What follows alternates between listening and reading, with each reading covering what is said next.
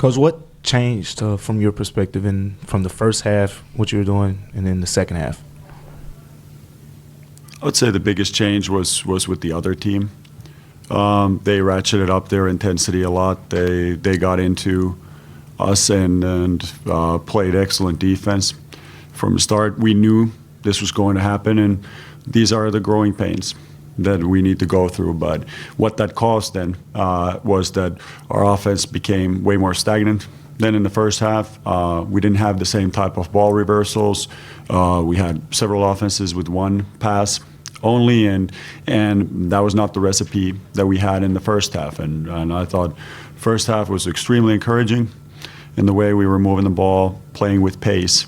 But the other part is you got to be able to maintain it for longer periods if you want to compete with a team against a team of this level that we played against today. And then it becomes harder and harder when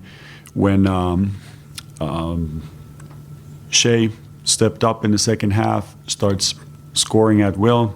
Now you're picking the ball up from the net every time and allowing the best defense in the NBA to set up in the other end. So it's a multitude of factors, but I thought the first half was very encouraging and something that we can build on. And it's not like we have one good video and jog through session and then everything is settled with that. So it's a process.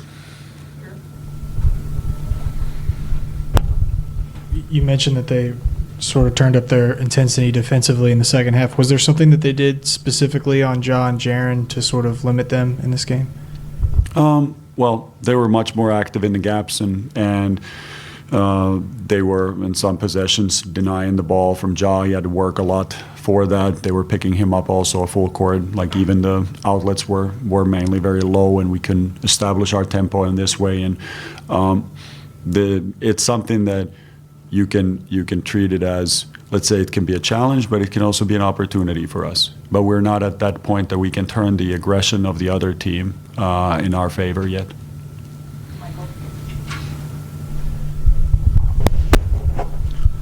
I believe for Ja in particular, that's about five straight games where he shot below 40%. What are you noticing, and how do you change that? What do you think needs to change in order for him to be more, I guess, efficient overall on the offensive end? He's getting good looks. He's getting good looks. He's getting looks that he will make. And every player goes through these ups and downs throughout a season. We have a ton of trust in him. We want him to be with the ball.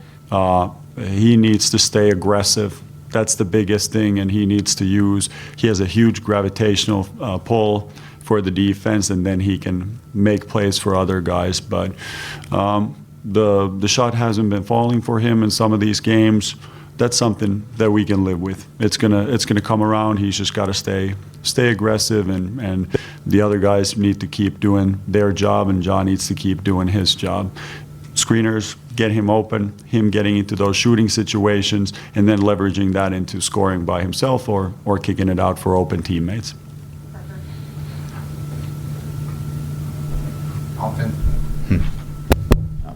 Offensively, it seemed like you got a lot of what you wanted.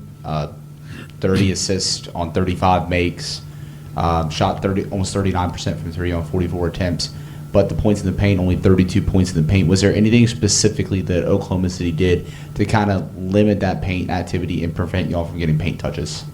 Well, they're a historical defense in that sense. Also, when they play with the two big lineups, they are able to put Hardenstein, who's a very, let's say, high IQ coverage defender, and the ball screen. And then you have Holmgren on the backside, cleaning a lot of that up.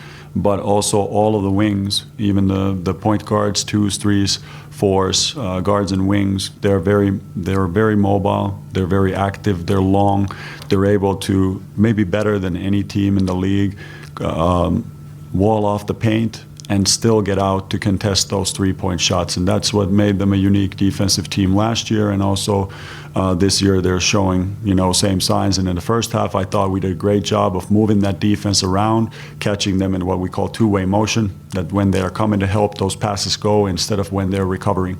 And in the second half, they were, like I said, they were able to ratchet it up, and we didn't find those same passing lanes anymore.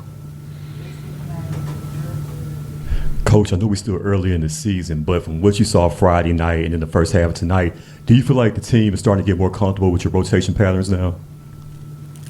I feel like the team is overall getting more comfortable playing together. That's the biggest thing, and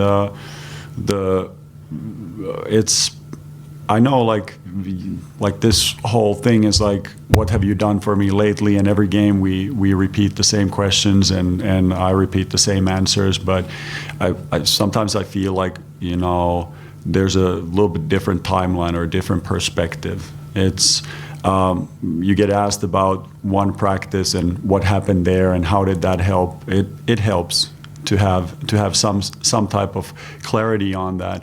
But the timelines that we're talking about are much longer, and they take weeks, they take months, sometimes they take years, like in OKC's case, and to build something together.